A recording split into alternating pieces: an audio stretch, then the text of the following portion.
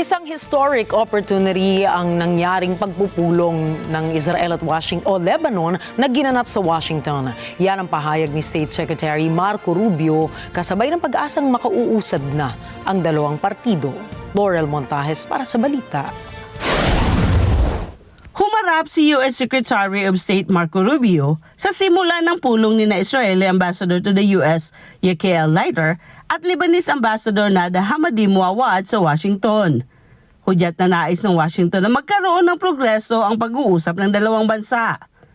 Thank you for being here today. We're very honored to be joined by two countries that the United States wants to have strong relations with, and we're obviously very happy to serve in this facilitating role. This is a historic opportunity. We understand we're working against decades of history and complexities that have led us to this unique moment.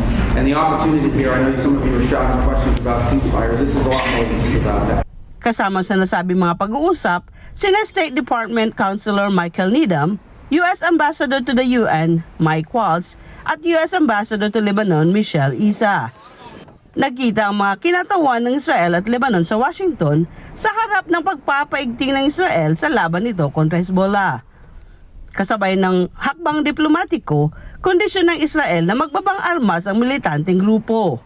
This is about bringing a permanent end to 20 or 30 years of Hezbollah's influence in this part of the world and not just the damage it's inflicted on Israel, the damage it's inflicted on the Lebanese people.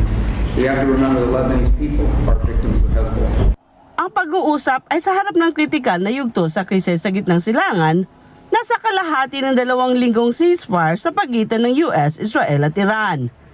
Ayon sa Iran, kailangang isama sa mga negosasyon ang kampanya ng Israel kontra Hezbollah sa Lebanon kung nais na matapos ang gyera.